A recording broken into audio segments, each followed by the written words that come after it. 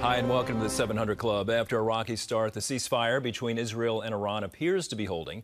Israeli and U.S. leaders remain confident the airstrikes destroyed Iran's nuclear program. Well, Iran says it's already starting to rebuild its facilities to continue enriching uranium. Chris Mitchell reports from Jerusalem.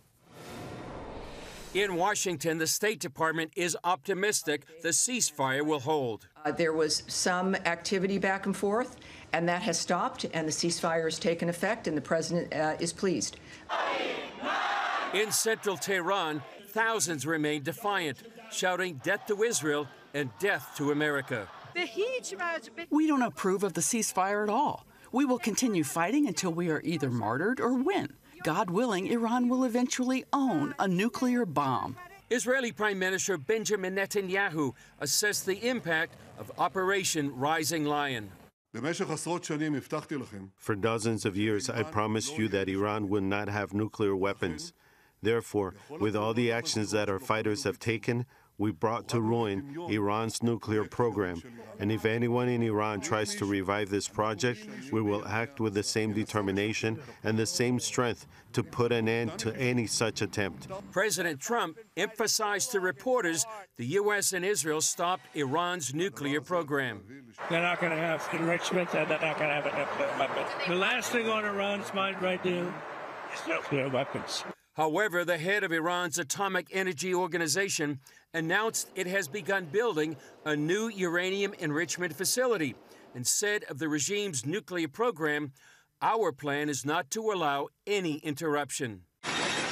With the ceasefire holding, Israel is turning its attention back to the war in Gaza.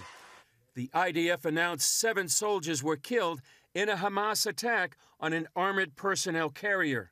Also, the U.S.-backed Gaza Humanitarian Foundation is asking the UN to stop fighting its effort to feed Gaza's civilians and condemn Hamas's killing of several of its humanitarian workers 2 weeks ago.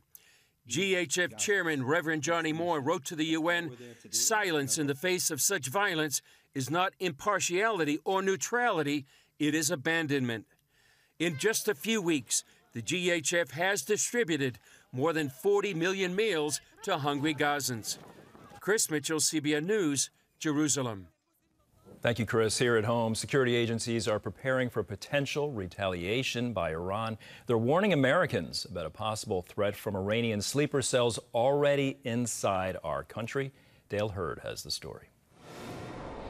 After President Trump left the G7 summit in Canada a day early last week, it was learned he had received a message from Iran that if the U.S. attacked Iran's nuclear facilities, the regime could activate sleeper cells to launch terror attacks in the United States. The FBI says assets are fully engaged to prevent an attack, and Homeland Security is warning of a heightened threat environment, but saying little else. What information do we know right now in regards to those sleeper cells? How is DHS tracking and following and seeking information in regards to I can't necessarily share that with you, but I will tell you that we are continuing to evaluate every single threat and to proactively go after them before they do anything or take any activity. This week, federal immigration agents have arrested 11 Iranians here illegally. One arrested in Alabama was an Iranian army sniper. Another in Houston was carrying a loaded pistol. Counterterrorism expert Barak Siner in London says Iran, defeated on the battlefield,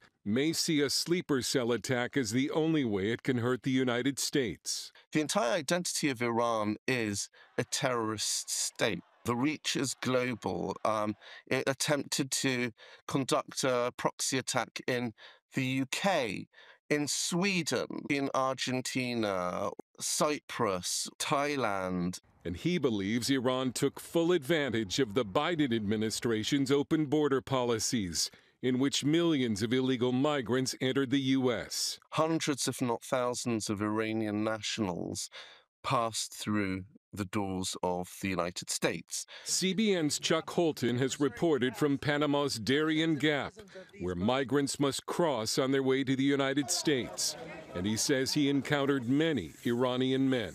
Every Iranian that I met in the Darien Gap was a military-age male, and I didn't meet any Iranian women at all. They mostly spoke English.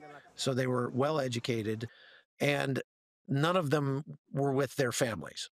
Last year, the Justice Department uncovered an Iranian plot to kill Donald Trump before the election. Washington also knows that a Hezbollah sleeper cell called Unit 910 is operating in the United States, ready to carry out Iran's orders. Iran, though, may also take a different route.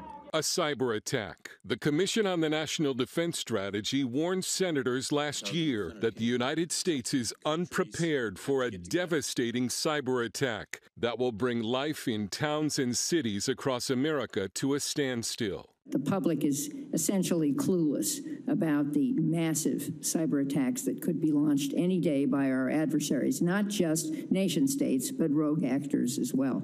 Iran in the past has hacked into water systems in several states and could use what it's learned to attack America's critical infrastructure, including internet, power, transportation, and financial systems, in an effort to make almost everything from phones to gas pumps to cash machines to traffic lights suddenly stop working.